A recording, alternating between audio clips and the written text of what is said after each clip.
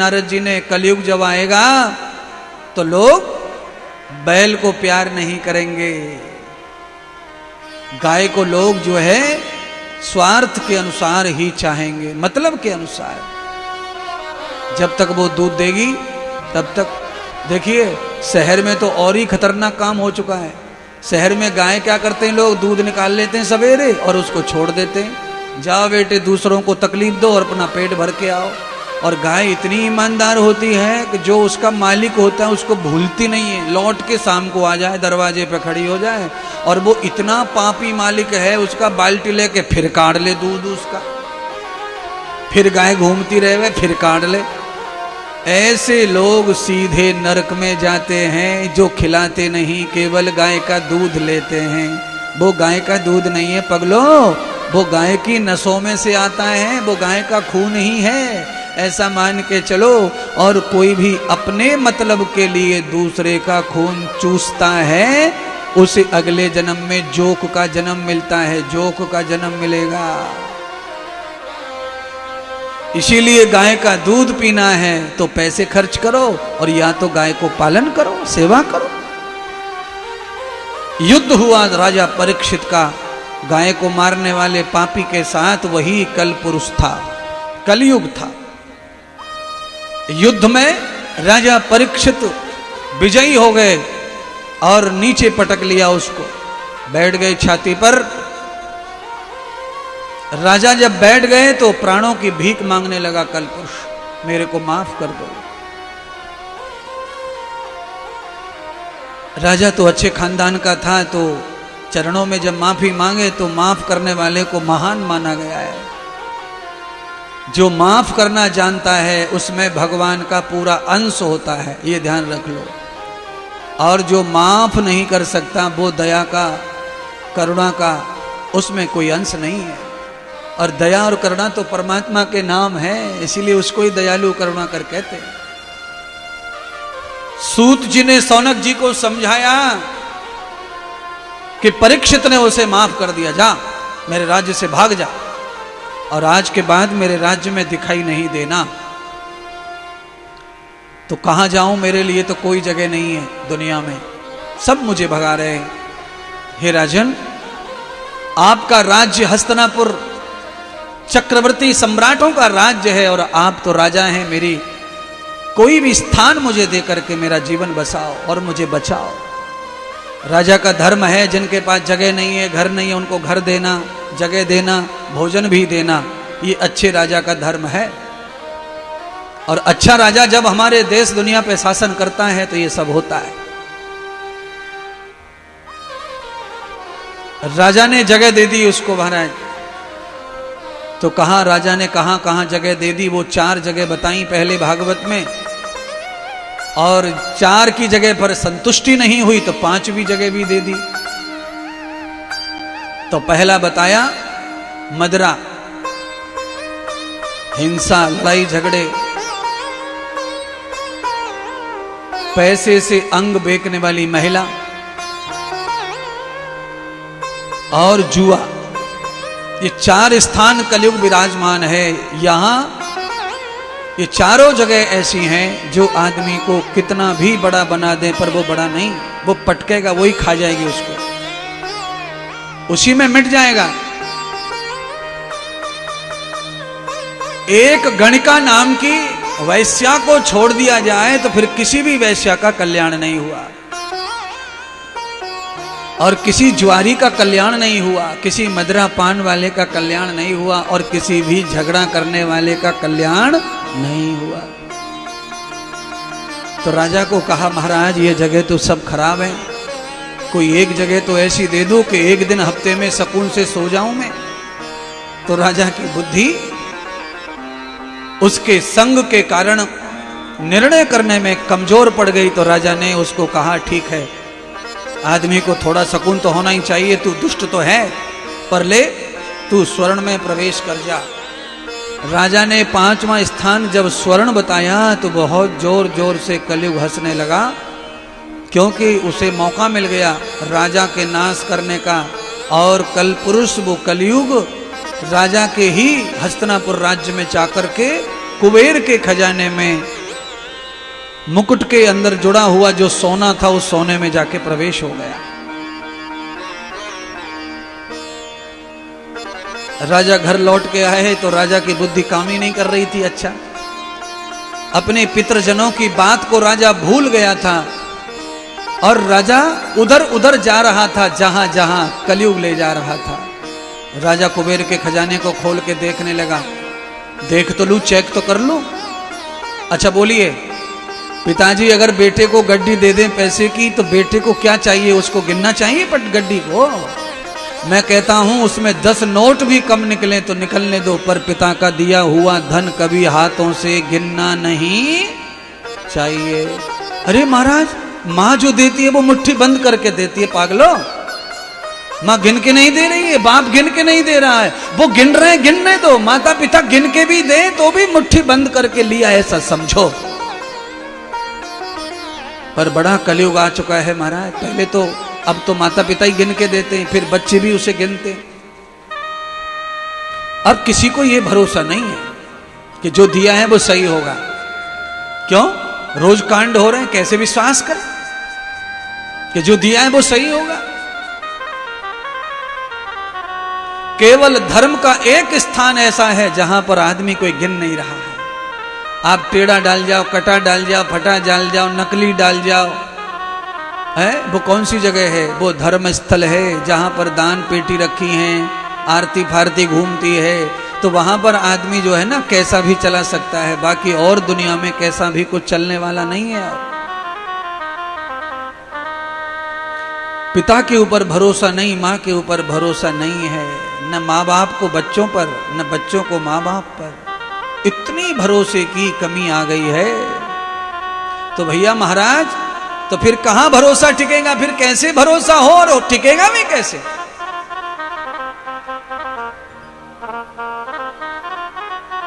आवश्यकता क्या है?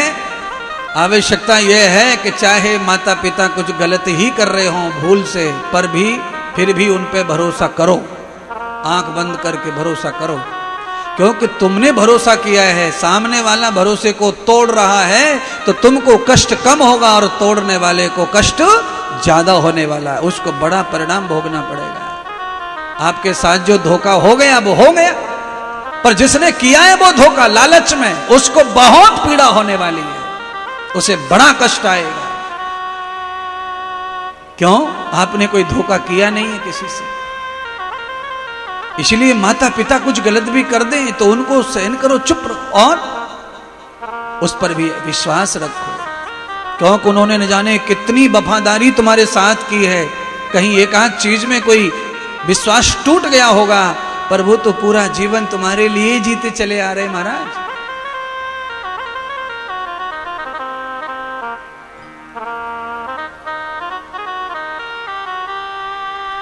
राजा परीक्षित ने मुकुट धारण कर लिया। अब तो राजा की बुद्धि में कलयुग बैठ गया। राजा घोड़े पे सवार हो गया, जंगल की ओर बढ़ गया। राजा हिंसा करने लगा, शिकार खेलने लगा। परीक्षित मारने लगा निर्जीव जीवों को जिन्होंने अपराध नहीं किया।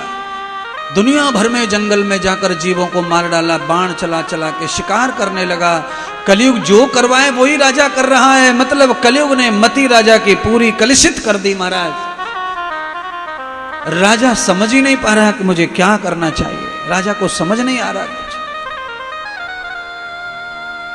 राजा व्यथित हो गया। राजा थका नहीं, पाप करते करते इतना पाप करवा दिया कलयुग ने। अंत तो गत्वा सूर्य अस्त हो गया, अंधेरा हो गया। जंगल में राजा फंस गया। राजा को रास्ता दिखाई नहीं देता, घोड़ा पगडंडी भूल गया। राजा टकरा कर वृक्षों से गिर पड़ा। राजा प्यासा था, उठा नहीं जाता, घोड़ा भाग गया। अब आप समझ लो, पाप का घड़ा जब भर जाता है तो फिर अपना ही गाड़ी घोड़ा साथ देता नहीं है। घोड़ा भी भाग गया छोड़ के राजा को। अब राजा अकेला हो गया। पानी पानी पानी पानी, अब कौन पानी पिलाए?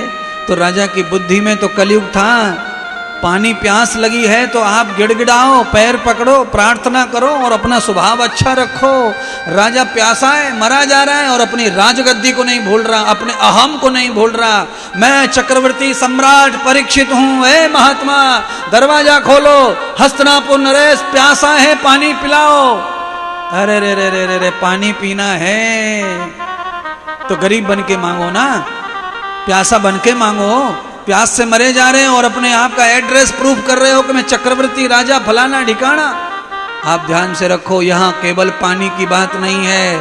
अगर आपको किसी से जीवन मांगना है, प्राण मांगने हैं, तो आप प्राण प्रिय हो जाएं, इतना सरल हो जाओ, इतना छोटे हो जाओ, इतनी मधुर भाषण करो वाणी से। आप अपना परिचय बताएंगे कि हम ये हैं वो हैं। आप सोच रहे हैं बाबा डर जाएगा, साधु डर जाएगा। पानी नहीं, फिल्टर को आरओ को लेके आवेगो पानी ना। महात्मा तो समाधि में बैठे हुए थे, वो किसी का सुनते फुनते नहीं थे, वो तो भजन में लगे थे महाराज। राजा को क्रोध आ गया, महात्मा ने नहीं पानी पिलाया तो। अर्थात महात्मा ने राजा के स्वार्थ को पूरा नहीं किया, तो राजा तो कलयुग की बुद्धि का, स्वार्थी बुद्धि का था। राजा ने उनके गले में झाड़ी में सांप मरा पड़ा वो डाल दिया। जैसे ही सर्प डाला, महाराज पूरी प्रकृति राजा के विरोध में चली गई। पूरी प्रकृति, पूरा सिस्टम विरोधी हो गया राजा का। बादल गरजने लगे, तूफान आ गए, बारिश होने लगी, राजा घिर गया। आंधी ने घेर लिया, बिजलियां तड़क नहीं, राजा कहीं जा न सके, भाग न सके और कुटिया में घुस ना सके, क्योंकि महात्मा का अपमान, महात्मा का स्वार्थ में हो जाए तो प्रकृति भी साथ नहीं निभाएगी महाराज। आप दुनिया के किसी भी कोने में चले जाओ, छुपते छुपाते, आप कहीं नहीं सुख पाएंगे, कहीं आपको चैन नहीं मिलेगा, सुख नहीं मिलेगा। सारी प्रकृति आपसे अलग हो जाती है। क्यों? संत का अपमान करने से ये तो आपको भोगना ही पड़ता है। महर्षि समक ने सहन कर लिया अपमान, सांप का गले में डाल दिया, सहन कर लिया। साधु तो साधु है, साधु तो सच्चे जो हैं वो सब सहन कर लेते हैं, क्योंकि सहन करने से ही तो वो साधु बलवान कहलाएगा।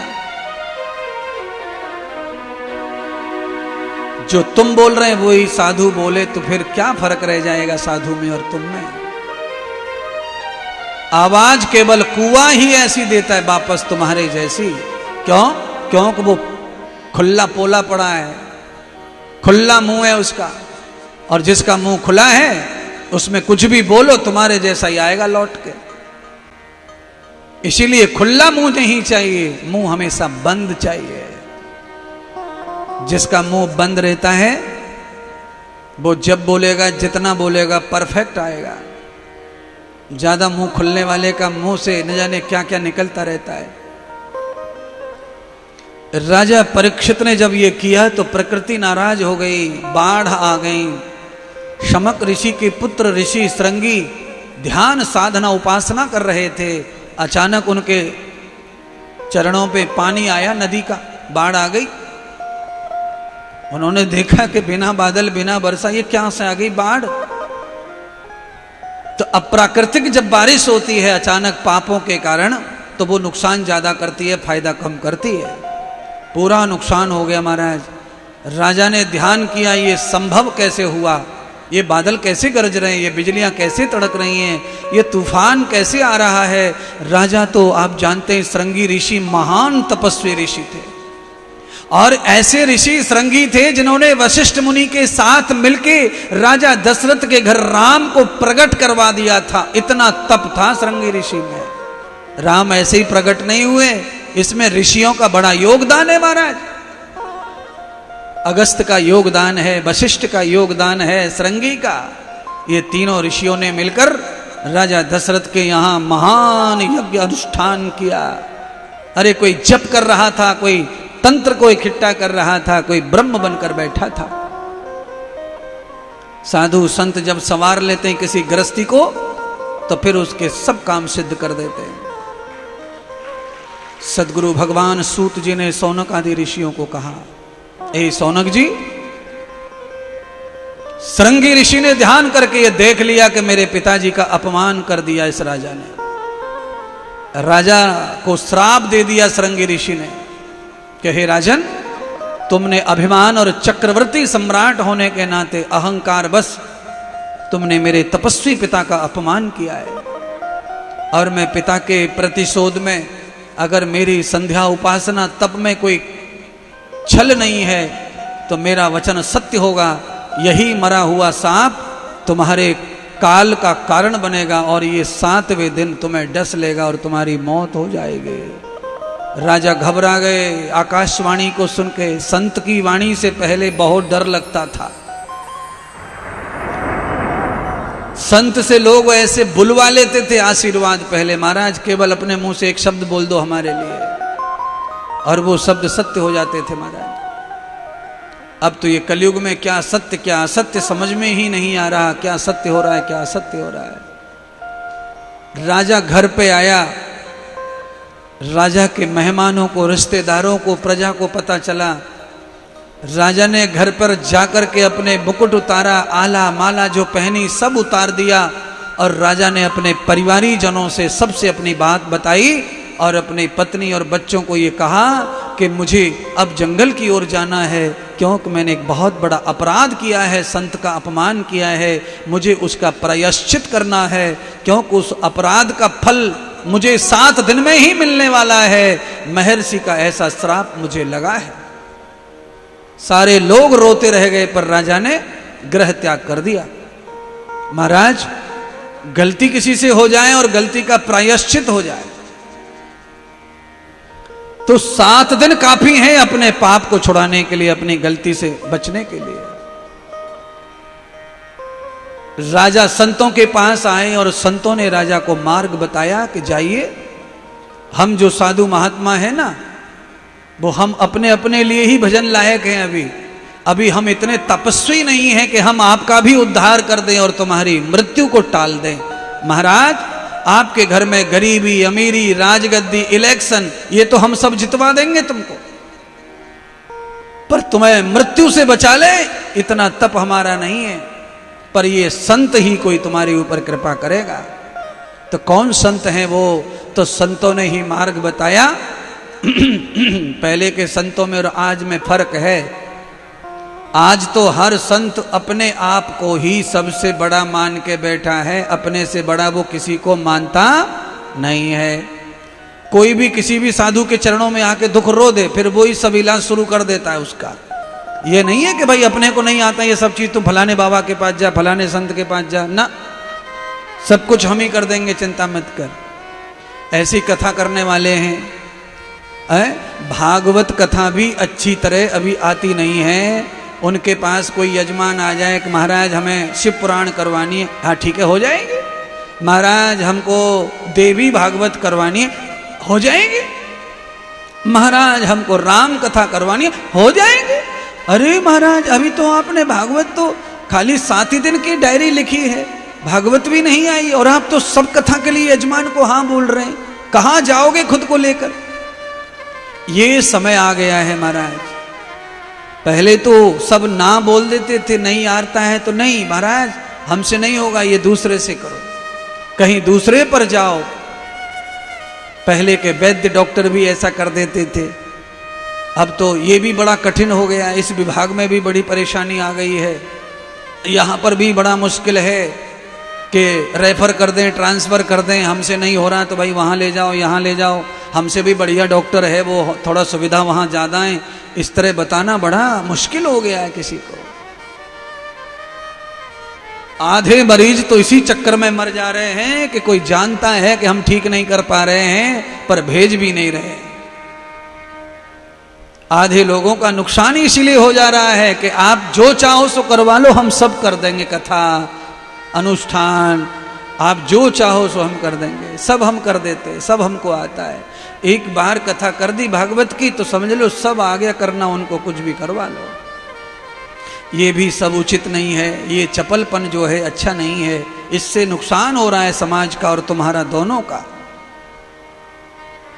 सदगुरु कहते हैं आज राजा परीक्षित संतों की आज्ञा मान करके रोते बिलखते जाने लगे तो राजा को रास्ते में चक्कर आ गए और राजा घबरा के धरती पर गिर पड़े। अब राजा परीक्षित जब गिरे तो राजा को कोई दिखाई नहीं देता। तब राजा को द्वारकानाथ का दर्शन हुआ। तब उन्होंने रोकर द्वारकानाथ से कहा, प्रभु आपने मेरे प्राण बचाए माँ के गर्भ में और आपने मुझे आयुष्मान रहने का वरदान दिया और मेरी माता और दादी को आपने वचन दिया था कि जब भी मुझे पुकारा जाएगा मैं दौड़ कर आऊँगा, अब मेरी रक्षा करो। तो द्वारकानाथ पहुँच गए और राजा परीक्षित को उठाकर ले गए और जाकर सुखदेव रूपी गुरुदेव के चरणों में अर्पण कर दिया। अब इस कथा को समझो कि कोई भी गुरु के पास गुरु मंत्र लेने ऐसे ही नहीं आता, उसे स्वयं भगवान उठाकर लाते हैं तब आता है, अन्यथा वो आने वाला नहीं है। ऐसे कोई शिष्य बनता नहीं है, ऐसे कोई मंत्र नहीं लेता, ऐसे कोई गुरु के पैर नहीं छूता। राजा तो गैर होश होकर गिर पड़े, राजा को होश ही नहीं है मुझे करना क्या है। तो ये जनता जो दुनिया में पसरी पड़ी है ना, इसे होश नहीं है कुछ भी। ये सब गैर होश हो गए धंधे को लेके, नौकरी को लेके, आमदनी को लेके, कहाँ क्या करें, कहाँ क्या बनाएं, कहाँ किसको लूटें, किसको फंसाएं, किसको क्या करें, कैसे अपना उद्धार करें, इसी में सब फंसे पड़े महाराज। किसी को होश है ही नहीं। संत के चरण, गुरु के चरण हमारे प्रारब्ध बस नहीं मिलते, ये भगवान की कृपा से मिलते हैं। भाग्य तो सबके पास होता है अच्छा, भाग्य से धन मिलेगा, भाग्य से घर मिलेगा, भाग्य से ऐश्वर्य मिलेगा, पर संत और गुरु और सत्संग भगवान कृपा से प्राप्त होता है। भगवान श्री कृष्ण द्वारकानाथ पुकारा तो चले आए, वचन पूरा कर दिया और जाकर के सुखदेव जी के पास में श्री गंगा जी के तट पर जाकर राजा मिला दिए। श्री सुखदेव जी ने राजा परीक्षित को सहृदय ग्रहण कर लिया, क्योंकि आदेश आ गया था नारायण का, हे शिव तुमने सुखदेव अवतार लिया है, जाओ मेरे शिष्य का कल्याण करो जो अब तुम्हारी शरण में आ गया है। और शरण में आए हुए आदमी का कभी भी तिरस्कार नहीं करना चाहिए। इसीलिए आप भी सुधर जाओ सब लोग। आप में कोई ऐसा लक्षण अच्छा नहीं है, उस लक्षण को अच्छा करो। जहां आए हो, जहां खाना है, जहां रहना है, जिनके नाम से घर से चले हो, कम से कम उस आश्रम, उस व्यक्ति के बारे में अच्छा बोलने की कोशिश करो, समझो। क्यों? बड़ा नुकसान ही है फिर तुम्हारा उससे। तिरस्कार का भी शिकार होना ही पड़ेगा फिर। क्यों? क्योंकि फिर कभी कभी जैसे को तैसा भी उत्तर देना पड़ता है समय आने पर। तो अपनी जीभा को संभाल के रखो। अपने माता पिता, परमात्मा, रिश्तेदार जिन्होंने जीवन में एक बार भी तुम्हारी कभी सहायता की है, पूरी जिंदगी में किसी ने एक बार भी तुम्हें प्यासे में पानी पिलाया है, बाद में चाहे जो भी हो जाए, पर हमें कभी उनके बुरी बात उनके बारे में नहीं करनी चाहिए। यही सत्संग का यही निमित्त है, जीवन को समझना, सुधरना। त्रुटियां सबसे होती हैं जीवन में, गलतियां सबसे होती हैं। उद्धार के लिए अपने जीवन को खड़ा करो। राजा परीक्षित ने मंत्र धारण कर लिया, सुखदेव जी ने राजा को शिष्य बना लिया और आसन शिष्य को दे दिया और शिष्य ने गुरुदेव को सिंहासन दे दिया। सिंह आसन, सिंहासन का मतलब शेर नहीं है, सिंहासन का मतलब होता है कि शिष्य को और गुरु को कैसे बैठना चाहिए आमने सामने। तो शेर की जो पीठ होती है धरती से उतनी ऊंची गुरु की गद्दी होनी चाहिए और शिष्य वहां रहना चाहिए धरती पर। इसको सिंह आसन बोलते हैं। सिंह की ऊंचाई के बराबर गुरु में आसन और नीचे शिष्य बैठे। तो शिष्य का जहां माथा आएगा वहां गुरु के चरण आएंगे, आसन पे पोजीशन बन जाएगी। तो बढ़िया लेवल से ज्ञान जाएगा, आशीर्वाद जाएगा, कृपा जाएगी, आशीर्वाद मिलेगा और जल्दी जल्दी लाभ भी मिलेगा। अब भैया व्यासपीठ से तो आदमी खाली फार्मूला ही बता सकता है, बाकी करना तो सब आपको ही है, होना तो सब आपके करना है, होना तो सब आपसे ही है, कोई और नहीं करेगा। आज राजा परीक्षित गुरुदेव की शरण आ गए तो राजा परीक्षित को ऐसा लगने लग गया कि जैसे गर्मी से तपने वाले को किसी अच्छी सी शीतल छाया वृक्ष की मिल गई हो। राजा रिलैक्स हो गए। अब राजा को ये लगने लग गया कि मेरे जीवन में आया हुआ जो श्राप है वो भले ही मुझे मिले, अब मैं अच्छे से उसे लड़ लूंगा, भोग लूंगा, सह लूंगा, क्योंकि गुरु कृपा मुझ पर हो गई है तो सब कुछ मुझ पर सहन होने के लिए शक्ति भी पैदा हो जाएगी। दुनिया में जो कुछ भी आदमी आज है अच्छा, वो गुरु कृपा से ही है। चाहे उनका गुरु कोई संगीत का हो, टीचर हो, सिलाई मशीन का हो, किसी मशीन का हो, चाहे मिस्त्री का हो, चाहे राज मिस्त्री का हो, चाहे ईंट पत्थर गांठने का हो, पर बिना गुरु के पत्थर से भी कोई डिजाइन नहीं निकलती। गुरु वहां भी चाहिए। सुनार का काम करना है तो गुरु चाहिए, लोहार का काम करना है तो गुरु चाहिए। दुनिया में आकार देना है, रूप देना है तो गुरु के बगैर रूप नहीं आएगा। आकार तो गुरु से ही आता है। चाहे अलग अलग प्रकार का आकार है, विषय है।